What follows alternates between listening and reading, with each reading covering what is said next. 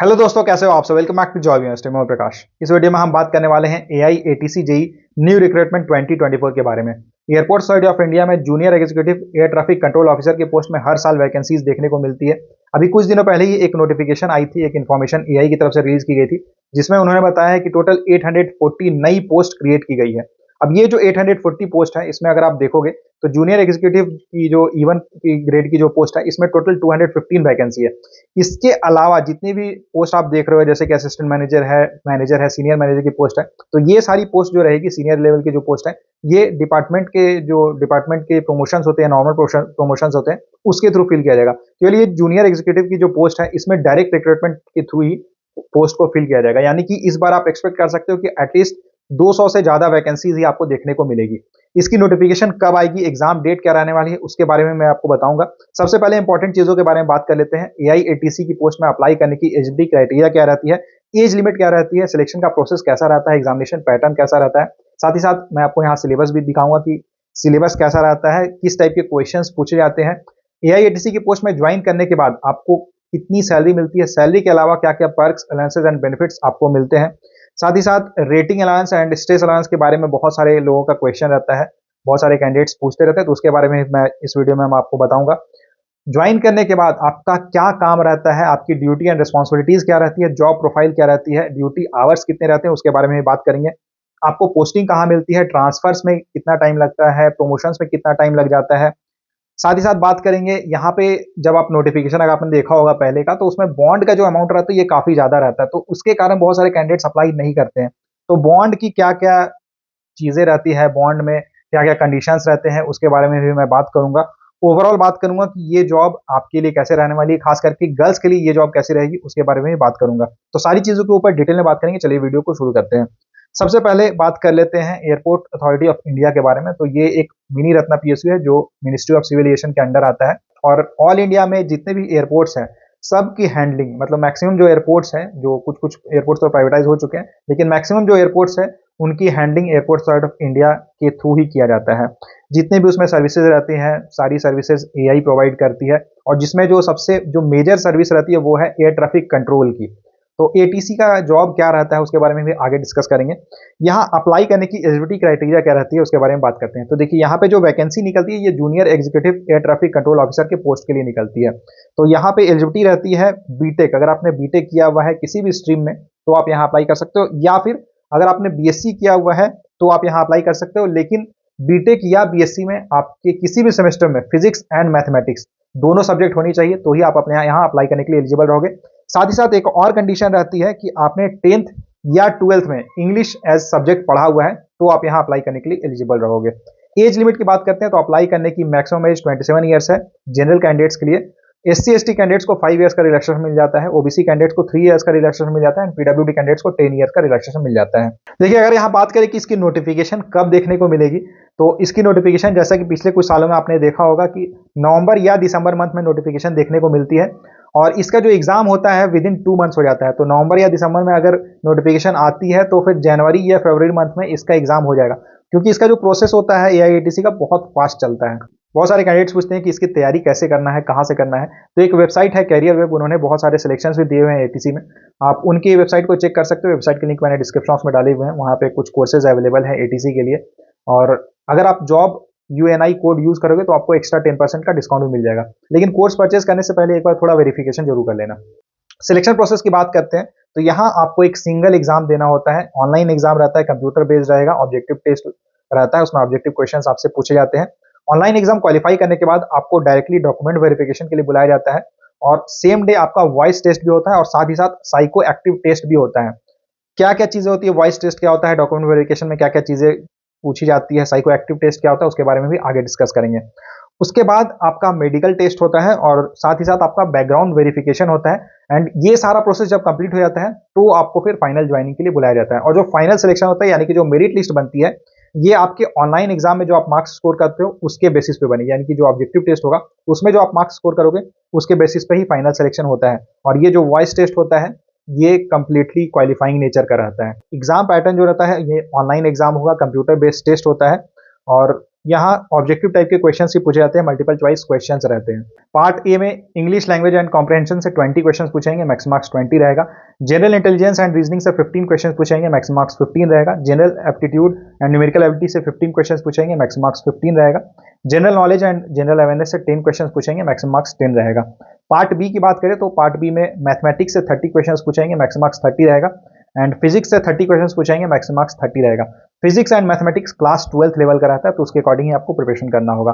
Total यहाँ 120 question पूछेंगे, हर question 1 marks का रहता है, तो मैक्सिमम मार्क्स 120 रहता है। एंड इसके लिए आपको टोटल 2 आवर्स यानी कि 120 मिनट्स का समय रहता है।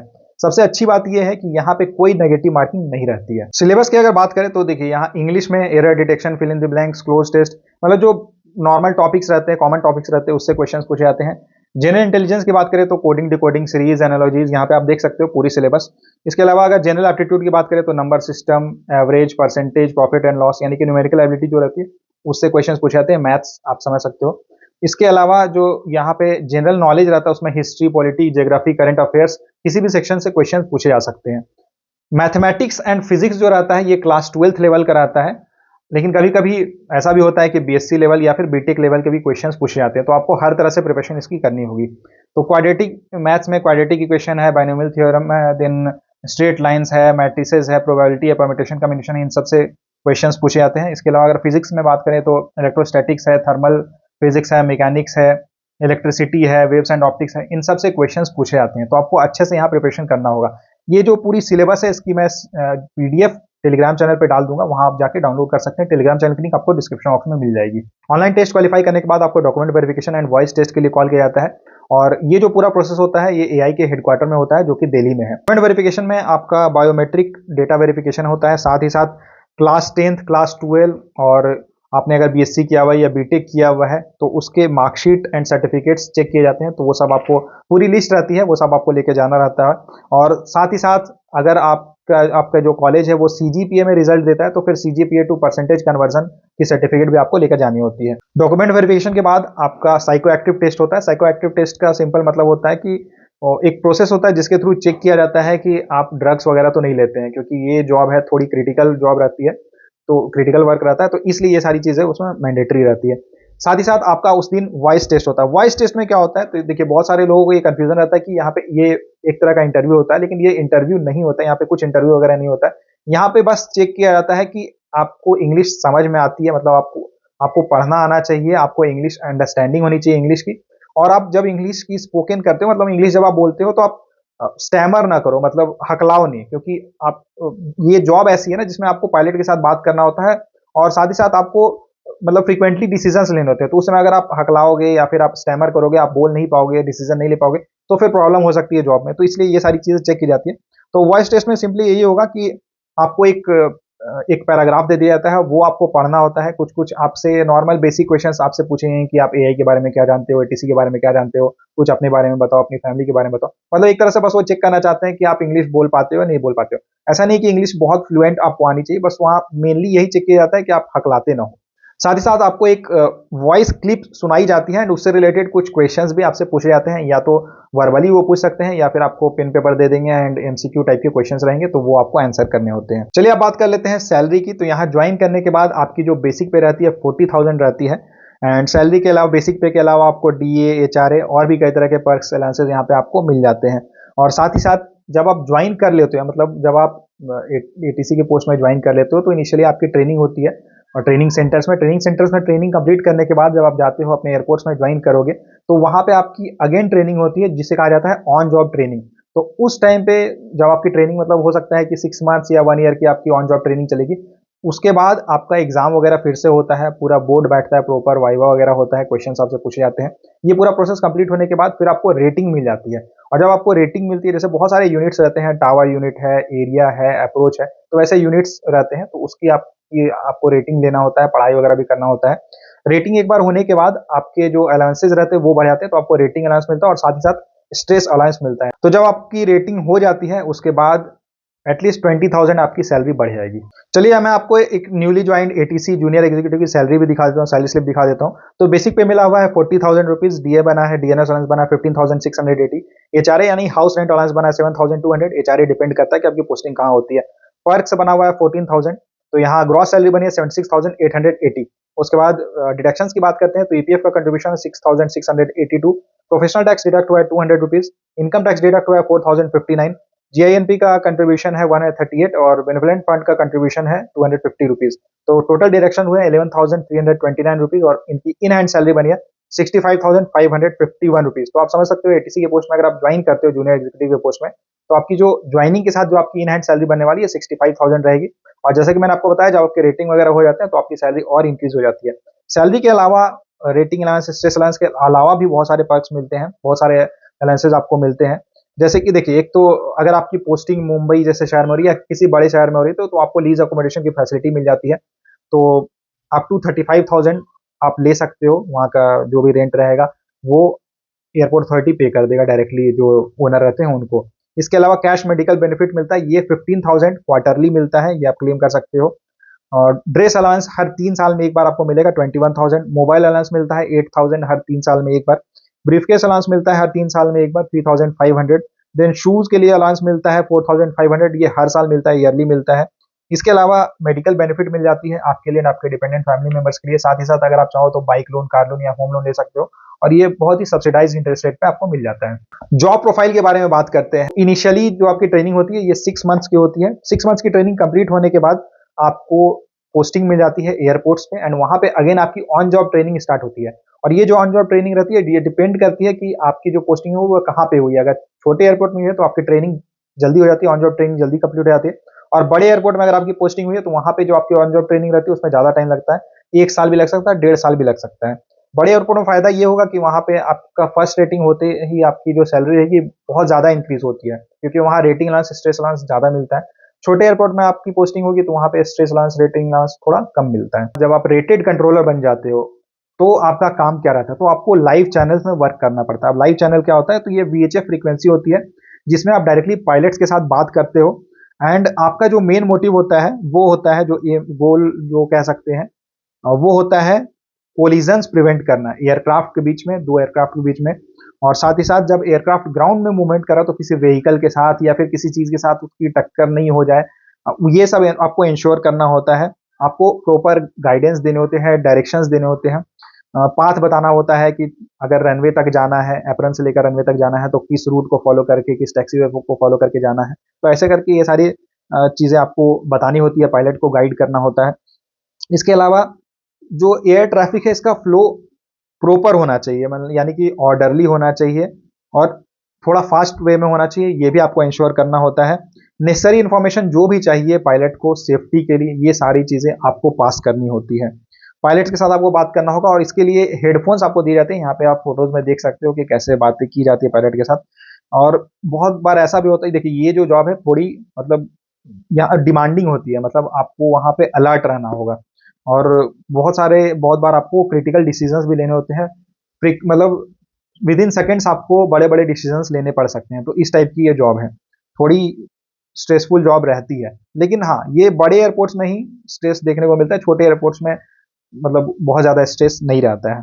ठीक है, इंश्योर करना होता है कि जो भी अराइवल्स आ रही हैं एयरक्राफ्ट, टाइमली अराइवल हो, टाइमली डिपार्चर हो। देखिए एटीसी की जॉब में आपको नाइट ड्यूटी भी करनी होती है, शिफ्ट में ड्यूटीज करनी होती है, पब्लिक हॉलीडेज के दिन भी आपको ड्यूटी करनी पड़ सकती है। और ऐसा यहाँ कोई फिक्स नहीं होता है कि सैटरडे संडे है तो आपको ऑफ मिल जाएगा। ठीक है, रोस्टर चलता है, 6 डेज का रोस्टर हो सकता है, 5 डेज का भी रोस्टर हो सकता है। तो जिस एयरपोर्ट में रहेगी उस आपकी पोस्टिंग होगी उसके अकॉर्डिंग वहाँ का जो रूल रेगुलेशन है वो आपको फॉलो करना होगा। ठीक है, जनरल ड्यूटी भी आप कर सकते हो अगर आप चाहो कि मुझे नाइट ड्यूटी नहीं करना, आप जनरल ड्यूटी करना चाहते हो, आपको कंप्यूटर रिलेटेड वर्क करना पसंद है तो आप वो भी कर सकते हो। फिर आपकी पोस्टिंग हेडक्वार्टर्स में आप रिक्वेस्ट कर सकते हो, हेडक्वार्टर्स या फिर जो रीजनल ऑफिस है वहाँ भी आपकी पोस्टिंग हो सकती है। नॉर्मली अगर आप शिफ्ट ड्यूटी करते हो तो आपको 6 आवर्स की ड्यूटी करनी होती है। अगर आप हेडक्वार्टर्स में ड्यूटी कर रहे हो, जनरल शिफ्ट में ड्यूटी कर रहे हो, तो आपको आपकी वही 10 to 5 की आपकी जॉब रहेगी। लेकिन इसके लिए आपको कॉम्पेंसेशन भी मिलता है। नाइट ड्यूटी अगर आप कर रहे हो तो आपको नाइट ड्यूटी अलाउंस भी मिलता है। एक्स्ट्रा ड्यूटी अगर आपसे कराया जा रहा है तो फिर आपको एक्स्ट्रा ड्यूटी अलाउंस मिलेगा। और अगर आप नेशनल हॉलीडे के दिन वर्क कर रहे हो तो उसके लिए भी आपको अलग से अलाउंसेस मिलते हैं। पोस्टिंग कहाँ होती है, तो देखिए कोशिश यही की जाती है कि आपके जो होम टाउन है वहां से जो नियरेस्ट एयरपोर्ट हो, अगर वहां पे वैकेंसी है तो आपको पोस्टिंग मिल सकती है। अदरवाइज ये तो ऑल इंडिया जॉब है तो आपकी पोस्टिंग कहीं भी हो सकती है। ट्रांसफर में कितना टाइम लग जाता है, तो एक नई ट्रांसफर पॉलिसी आई हुई है जिसके अकॉर्डिंग अगर आपकी पोस्टिंग किसी भी एयरपोर्ट में होती है तो कैटेगरी में बांटा गया है एयरपोर्ट को। अगर छोटा एयरपोर्ट है, स्मॉल एयरपोर्ट है, तो वहाँ पे आपको मिनिमम 5 ईयर्स सर्व करना होगा, उसके बाद आप ट्रांसफर के लिए एलिजिबल हो जाओगे। और जो मीडियम एयरपोर्ट्स हैं वहाँ पे आपको 7 ईयर्स सर्व करना होगा, काम करना होगा, एंड बिग एयरपोर्ट में आपको मिनिमम 10 ईयर्स वर्क करना होगा। तो ऐसे करके इसके बाद ट्रांसफर्स आप ले सकते हो, लेकिन फिर भी अगर आप चाहो तो म्यूचुअल ट्रांसफर आप कर सकते हो, स्पाउस ग्राउंड के बेसिस पे ट्रांसफर्स होते हैं, और अगर आपकी कुछ जेन्युइन प्रॉब्लम रहती है, कुछ इश्यूज रहते हैं, तो भी आपको ट्रांसफर्स मिल जाएगा। तो ऐसा बहुत ज़्यादा इशू नहीं होता है। प्रमोशंस में कितना टाइम लग जाता है, तो जूनियर एग्जीक्यूटिव के पोस्ट में ज्वाइन करने के बाद आपको 3 ईयर्स मिनिमम वर्क करना होता है, उसके बाद आप प्रमोशन के लिए एलिजिबल हो जाते हो। तो फर्स्ट प्रमोशन होती है, आप बन जाते हो असिस्टेंट मैनेजर, लेकिन ये वैकेंसी के ऊपर डिपेंड करेगा। अगर वैकेंसी रहेगी तो आपको प्रमोशंस मिलेंगे, अदरवाइज प्रमोशन में डिले हो सकता है। असिस्टेंट मैनेजर के पोस्ट से फिर नेक्स्ट 3 to 5 ईयर्स वर्क करने के बाद आप मैनेजर बनोगे, फिर मैनेजर के पोस्ट में 3 to 5 ईयर्स वर्क करने के बाद आप सीनियर मैनेजर बनोगे। तो ऐसे करके प्रमोशंस आपके होते हैं। अभी क्या हो रहा है कि जूनियर एग्जीक्यूटिव के पोस्ट में वैकेंसीज ज़्यादा निकल रही है और सीनियर लेवल पे पोस्ट थोड़ी कम है, तो प्रमोशंस में थोड़ी प्रॉब्लम हो सकती है। ठीक है, क्या ये जॉब गर्ल्स के लिए अच्छी है? तो ये जॉब गर्ल्स के लिए बहुत अच्छी है, क्योंकि जैसे कि मैंने आपको बताया कि इसकी जो पोस्टिंग होगी हमेशा एयरपोर्ट्स में होगी, और एयरपोर्ट्स हमेशा अच्छे लोकेशन में ही रहते हैं। और अगर आपको किसी ऐसे एयरपोर्ट में पोस्टिंग मिल जाती है जो थोड़ा साइड है, तो आप रिक्वेस्ट कर सकते हो कि आपको किसी दिल्ली में, मुंबई में या फिर कोलकाता, मतलब जो बड़े एयरपोर्ट्स हैं वहाँ पे आप इजीली पोस्टिंग ले सकते हैं, या फिर जो हेडक्वार्टर्स है या रीजनल जो ऑफिसेज है वहाँ पे भी आप पोस्टिंग के लिए रिक्वेस्ट कर सकते हो। तो गर्ल्स के लिए ट्रांसफर्स ज़्यादा ईजी रहते हैं, स्पाउस ग्राउंड के बेसिस पे भी गर्ल्स को बहुत ईजिली ट्रांसफर्स मिल जाते हैं। और ड्यूटी आवर्स मैंने आपको बताया केवल 6 आवर्स की ड्यूटी करनी होती है। नाइट ड्यूटी को लेकर प्रॉब्लम हो सकती है, तो नाइट ड्यूटी के लिए जो 12 आवर्स की शिफ्ट चलती है नाइट में, लेकिन 6 आवर्स की ड्यूटी आपको करनी होती है, एंड 2 टीम में डिवाइड हो जाता है। एक टीम 6 आवर्स करती है, दूसरी टीम 6 आवर्स करती है, तो ऐसे करके ड्यूटी आपको करनी होती है। प्रॉपर रेस्ट रूम्स बने रहते हैं, बेड्स लगे रहते हैं, तो किसी तरह की कोई प्रॉब्लम नहीं है। बॉन्ड से रिलेटेड बहुत सारे क्वेश्चंस आते हैं, बहुत सारी क्वेरीज आती है कि यहाँ पे बॉन्ड बहुत ज़्यादा है, क्योंकि 7 लाख का बॉन्ड अमाउंट रहता है, और 1 साल वर्क में ट्रेनिंग कंप्लीट होने के बाद फिर आपका जो बॉन्ड अमाउंट है वो डिक्रीज हो जाता है, 5 लाख हो जाता है। उसके बाद 1 साल जब आप और वर्क कर लेते हो तो बॉन्ड और डिक्रीज होकर 4 लाख हो जाता है। उसके बाद 3 लाख हो जाता है, और 3 साल, 3.5 साल के बाद फिर आपको कोई बॉन्ड नहीं पे करना होता है। लेकिन बहुत सारे कैंडिडेट्स ये भी पूछते हैं कि अगर मेरा किसी और जॉब में सिलेक्शन हो जाता है, किसी पीएसयू में सिलेक्शन हो गया, या फिर यूपीएससी के मैं प्रिपरेशन कर रहा हूँ उसमें सिलेक्शन हो जाता है, तो क्या बॉन्ड देना हो? तो पीएसयूज के लिए बॉन्ड ट्रांसफरेबल होते हैं, और अगर आपका यूपीएससी में सिलेक्शन हो जाए तब तो आपको बॉन्ड वगैरह की चिंता करने की जरूरत ही नहीं है, कोई बॉन्ड वगैरह नहीं पे करना होगा। ओवरऑल अगर बात करें एआई एटीसी जूनियर एग्जीक्यूटिव की जॉब की, तो अच्छी जॉब है, सैलरी बहुत अच्छी आपको यहाँ पे मिल जाती है। सबसे अच्छी बात यह है कि यहाँ पे कोई पब्लिक डीलिंग वगैरह आपको नहीं करना होता है। पोस्टिंग लोकेशंस अच्छी रहती है, हमेशा एयरपोर्ट्स में आपकी पोस्टिंग रहती है, और यहाँ आपकी हमेशा ऑफिस जॉब ही रहेगी, कोई फील्ड वर्क वगैरह यहाँ पे आपका नहीं रहता है। तो ये थी एआई एटीसी जेई की सारी डिटेल्स। इससे जुड़ा अगर आपका कोई सवाल रहता है, कुछ भी कंफ्यूजन हो, तो आप मुझे कमेंट करके पूछ सकते हो। वीडियो को लाइक जरूर करना, अपने फ्रेंड्स के साथ शेयर करना, एंड चैनल को सब्सक्राइब जरूर कर लेना। Thank you.